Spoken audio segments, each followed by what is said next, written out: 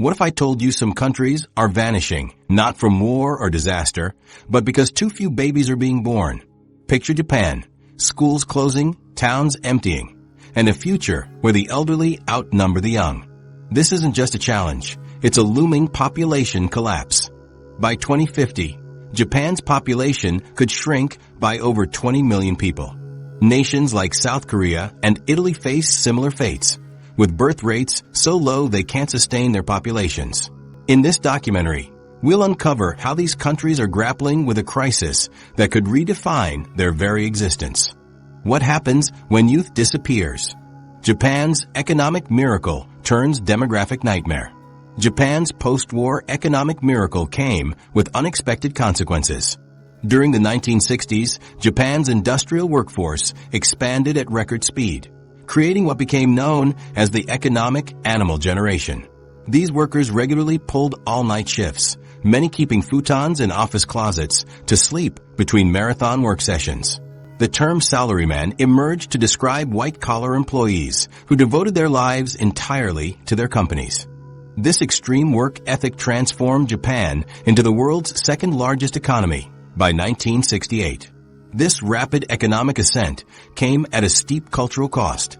Like a double-edged sword, companies demanded unwavering loyalty, offering lifetime employment in exchange for total commitment. Workdays often stretched past midnight, leaving little room for personal lives. Marriage and child-rearing became secondary priorities, with men relying on wives to manage homes and raise children. While this arrangement aligned with traditional gender roles, it planted the seeds for future demographic challenges. By the 1990s, the economic bubble burst and cultural attitudes shifted. Younger generations, disillusioned by their parents' grueling work lives and strained marriages, began rejecting these norms. Sociologists coined the term herbivore men to describe males who avoided romantic relationships and corporate servitude. Between 1985 and 2015, the percentage of unmarried Japanese men aged 30 to 34 tripled from 14% to 47%. Women, too, postponed or abandoned marriage, prioritizing personal fulfillment and financial independence. The demographic consequences of these shifts are stark. Japan's fertility rate plummeted to 1.3 children per woman, far below the 2.1 needed for population replacement. Nearly 30% of Japanese citizens are over 65, with the median age now 48.6 years. Government projections show the population shrinking from 126 million today to 97 million by 2050. Bustling factories have given way to ghostly neighborhoods, with over 8 million homes standing vacant nationwide. In some rural areas, like Nagoro, scarecrows outnumber living residents. Desperate measures highlight the scale of the crisis. The town of Amma offers couples $15,000 per child, with additional payments for subsequent births. Yet even substantial incentives fail to reverse the trend. In 2022, Japan recorded fewer than 800,000 births against 1.4 million deaths. Basic societal functions now reflect these shifts. Major diaper manufacturers have shifted production to adult incontinence products, while hundreds of schools close annually due to a lack of students. Labor shortages are so severe that some companies actively recruit elderly employees, with 13% of firms having no mandatory retirement age. The roots of this crisis lie in Japan's post-war economic strategy. Lifetime employment practices and grueling work hours made balancing career and family nearly impossible. Restrictive housing policies kept urban apartments small and expensive, discouraging family formation. Meanwhile, outdated gender norms left working mothers without adequate support. Today, closed maternity wards and shuttered pediatric clinics stand as stark reminders of these choices. What began as an economic miracle has spiraled into a self-inflicted population crisis, showing how short-term prosperity can lead to long-term existential threats. Service industries are already buckling under labor shortages. Convenience stores rely on self-checkout systems as franchise owners struggle to find staff. Rural hospitals lack obstetricians, forcing pregnant women to travel hours for care. The construction industry, despite offering wages 40% above the national average, faces severe worker shortages, jeopardizing infrastructure maintenance. Even Tokyo's iconic taxi fleets now include drivers in their 80s. Economic ripple effects compound the problem. Pension systems designed for continuous population growth now support 2 workers per retiree, a ratio projected to drop to 1.3 by 2050. Government debt exceeds 260% of GDP, with borrowing propping up social programs. Younger generations inherit this burden while grappling with their own demographic challenges. Many companies still resist workplace reforms, clinging to unpaid overtime and after-hours socializing that discourage parenting. Cultural resistance to immigration worsens the labor crisis. Foreign workers make up just 2% of Japan's workforce despite relaxed visa rules. Language barriers and social isolation hinder integration, while many jobs exclude non-Japanese applicants. Industries like agriculture and nursing rely heavily on foreign trainees, yet visa programs discourage long-term stays. Without significant immigration reform, Japan's population decline seems locked in, a stark reminder of how delayed consequences can reshape a nation. South Korea's education arms race leaves no room for families. South Korea faces a demographic crisis fueled by an education system that leaves little room for family life. The country spends nearly 8% of GDP on private education, the highest rate among developed nations. Most families invest heavily in after-school academies called hagwons, where children receive intensive test preparation. An average middle school student attends 3 different hagwons daily after regular school hours, often studying until midnight. While this system produces exceptional academic results, South Korean students consistently rank near the top in global math and science assessments. It places immense pressure on both parents and children. The education arms race begins early. Parents often enroll children in English immersion programs as young as age 3. By elementary school, students memorize dozens of vocabulary words daily and tackle advanced math concepts far beyond their grade level. High schoolers, juggling school, hagwon classes, and self-study average just 5 hours of sleep per night. The relentless focus on university entrance exams drives 93% of high school graduates to pursue higher education, but leaves little time for social or emotional development. One high school student described a routine. I wake up at 6 a.m., go to school, then hagwon until 11 p.m., and study until 2 a.m. I don't remember the last time I had dinner with my family. This system also imposes crushing financial burdens. The average family spends $1,500 monthly on private education, consuming nearly 20% of household income. Many parents take second jobs or even private education loans to cover these costs. The cycle is self-perpetuating. Parents invest heavily in education, hoping their children will secure high-paying jobs. But those same jobs later demand such long hours that employees struggle to raise families of their own. Housing costs exacerbate the problem. A typical apartment in Seoul costs 18.5 times the median annual income, making it one of the most unaffordable housing markets worldwide. Many young couples delay marriage because they cannot afford homes, with the average first-time homebuyer now aged 43. Over 65% of South Koreans in their 20s live with their parents due to housing costs. Even married couples often live apart. Fathers work in cities, while mothers raise children in cheaper suburban areas, a phenomenon known as juryoji families. Gender inequality further discourages family formation. Women earn just 61% of what men make and face strong cultural expectations to quit their jobs after childbirth. Working mothers report spending 3 times longer on household chores than their husbands. Nearly 40% of female university graduates remain unmarried, with many rejecting what they call marriage imperialism.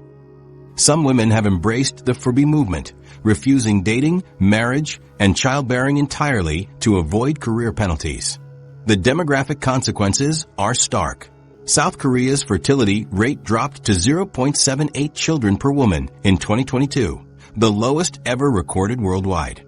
Population projections show the country shrinking from 51 million today to just 27 million by 2070 if current trends persist. Already, more than 3,000 schools have closed since 2000 due to declining enrollment. In rural areas like Yangji County, every elementary school is projected to shut down within 5 years unless trends reverse. Government efforts to boost birth rates have seen limited success. Since 2006, over $200 billion has been spent on incentives like tax breaks, housing subsidies, and direct payments. The latest program offers $10,000 per newborn, plus monthly payments until the child turns 7. Yet birth rates continue to fall. 2023 saw another 8% decline compared to 2022. Critics argue these policies fail to address root causes like education costs and workplace discrimination. Corporate culture compounds parenting challenges. Despite a 2018 law capping workweeks at 52 hours, week enforcement means many employees still work late to demonstrate loyalty. Schools often schedule mandatory weekend activities, and nearly 70% of working mothers report pressure to resign after pregnancy announcements. Even progressive companies struggle. One major tech firm's on-site childcare center remains empty because employees fear career penalties for using it. The education system resists reform. Private hagwons generate $24 billion annually, creating powerful opposition to regulation. Attempts to enforce 10 p.m. curfews for academies led some to move classes online. Universities maintain strict entrance quotas, fueling competition, while corporations prioritize elite school graduates in hiring. These structural barriers keep education costs rising despite falling student populations. Cultural shifts suggest deeper transformations. A 2023 survey found 45% of young South Koreans view marriage as obsolete, while 38% see no need for children. Pet ownership has surged 40% over the past decade, with urban spending on pets now exceeding spending on children. Whether these trends reflect modernization or crisis, South Korea's experience shows how systems designed for economic success can lead to demographic collapse when pushed to extremes. Italy's regional divide, empty villages, crowded cities. Italy's demographic crisis reveals a nation split into two different worlds. The industrial north maintains moderate population levels, while southern villages empty completely. Since 2014, southern Italy has lost 1.2 million residents, even as the national population declined by just 400,000. Young adults leave rural areas for northern cities or foreign job markets, creating ghost towns where only the elderly remain. In Molise, one of Italy's smallest regions, nearly 40% of villages have lost over half their population since 2000. Schools and hospitals close as tax bases vanish, leaving these areas even less viable for new residents. The national fertility rate sits at 1.24 children per woman, far below replacement level. Italy has recorded more deaths than births every year since 2015, with 2022 seeing a record gap of 331,000. Northern cities like Milan and Bologna maintain slightly higher fertility rates, around 1.4, supported by internal migration and international arrivals.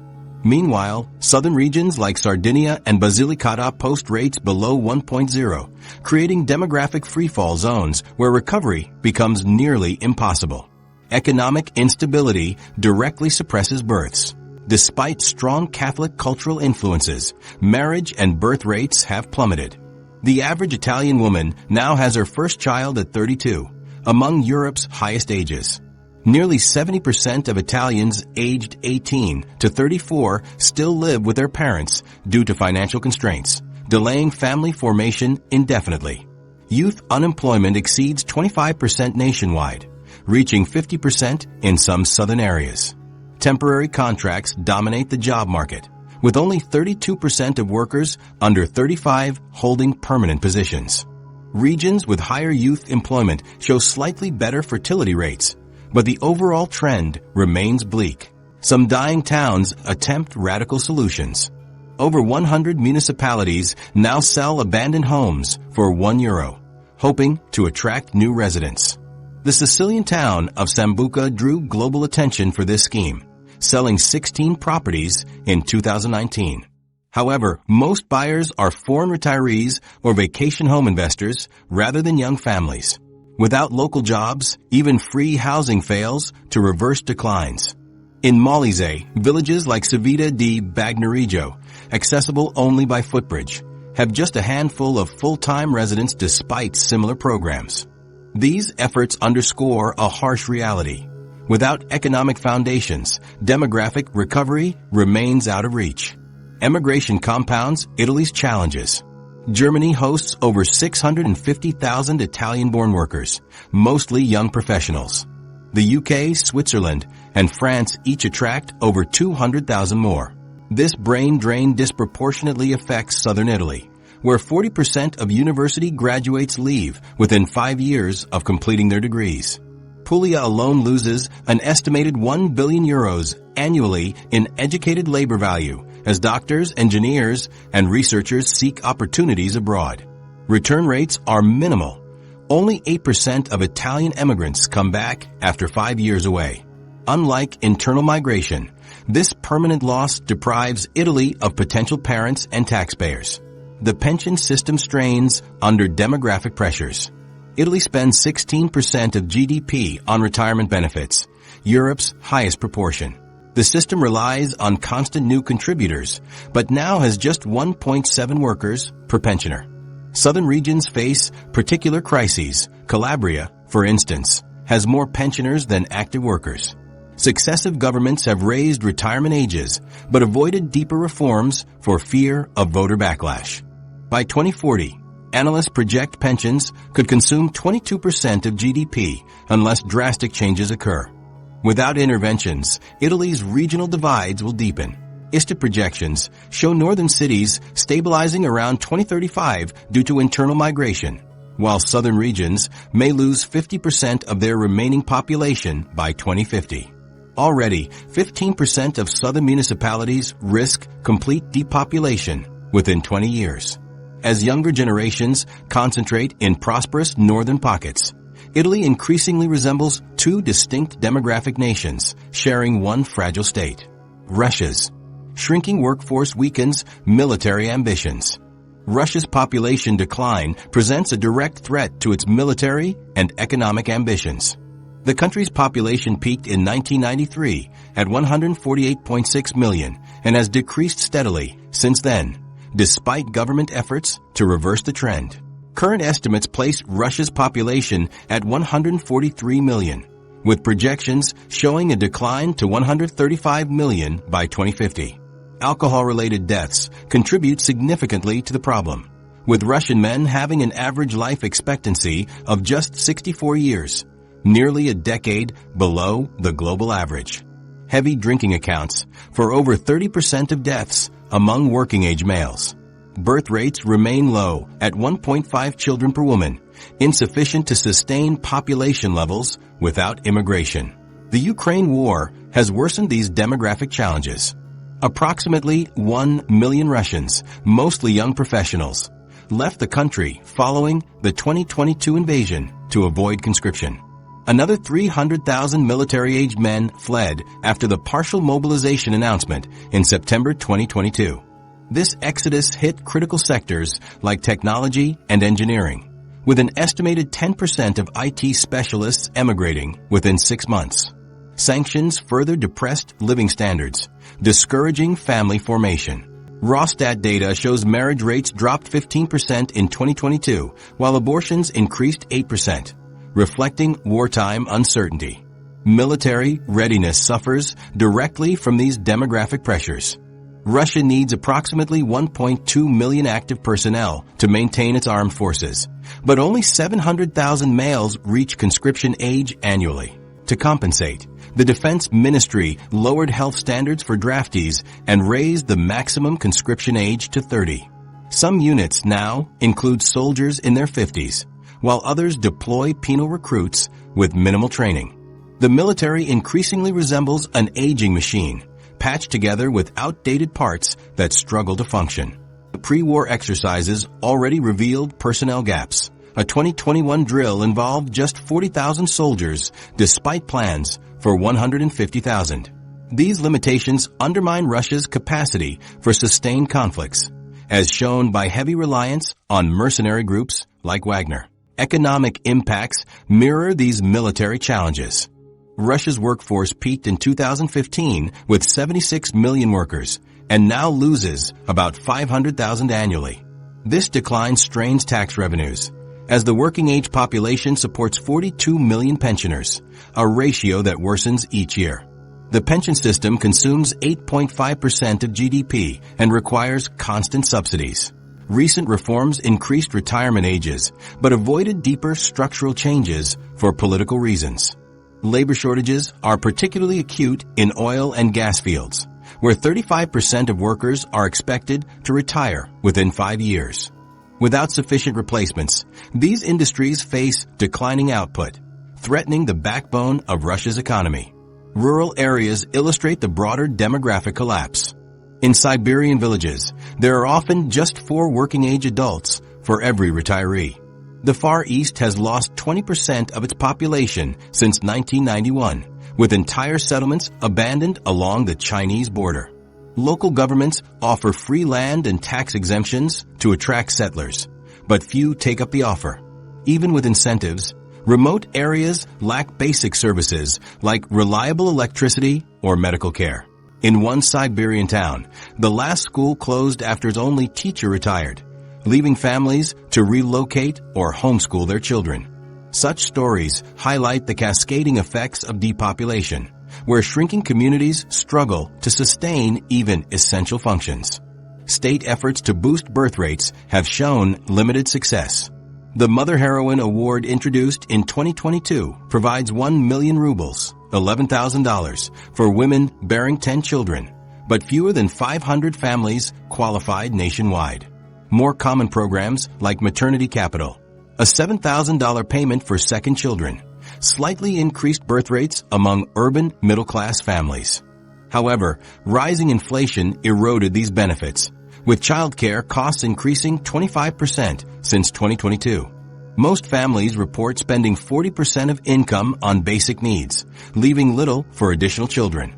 Regional disparities persist. Muslim-majority areas like Chechnya maintain fertility rates near replacement level, while Slavic regions average just 1.3 children per woman.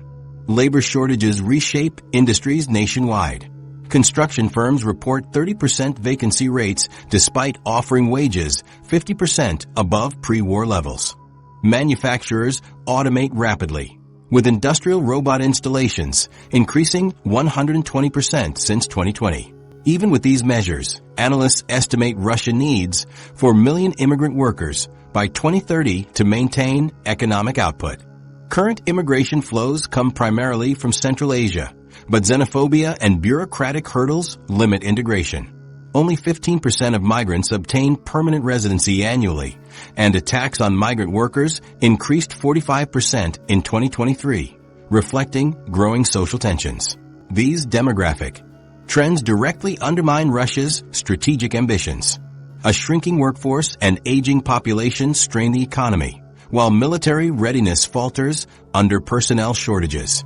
Without significant policy changes, Russia's ability to sustain its geopolitical goals will continue to erode, leaving the country increasingly reliant on short-term fixes that fail to address the root causes of its decline. China's one-child policy backfires spectacularly. China's one-child policy, introduced in 1980, was designed to curb population growth, but triggered a cascade of long-term consequences. Enforced through heavy fines, forced sterilizations, and mandatory abortions, the policy reduced China's population by an estimated 400 million over 4 decades. While it achieved its immediate goal, the policy left a profound demographic and cultural legacy. Even after its end in 2016, China's fertility rate remains one of the world's lowest, at just 1.15 children per woman, reflecting deep-rooted economic and societal shifts. The policy's effects ripple through every aspect of Chinese society, starting with a stark gender imbalance. Traditional preferences for sons, combined with the spread of ultrasound technology in the 1980s, led to widespread sex-selective abortions. By 2020, there were 34 million more men than women in the 15 to 39 age group. In rural areas, the ratio sometimes exceeds 130 males for every 100 females. These bare branches, men unlikely to marry, are concentrated in poorer provinces, where studies link their presence to rising crime rates and social instability.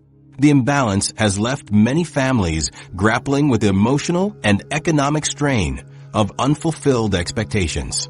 Labor shortages now threaten economic growth, as the working-age population peaked at 925 million in 2014 and declines by several million annually. Factories struggle to find young workers, even as urban youth unemployment surpasses 20%.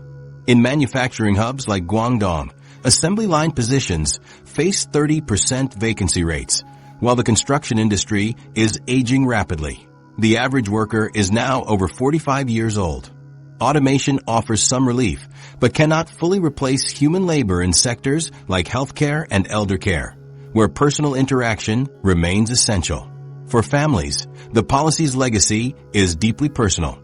The 4-2-1 problem looms large for the one-child generation, now in their 30s, who must support 2 parents and 4 grandparents alone. Traditional family care networks have eroded under demographic pressure, leaving many struggling to balance work and caregiving.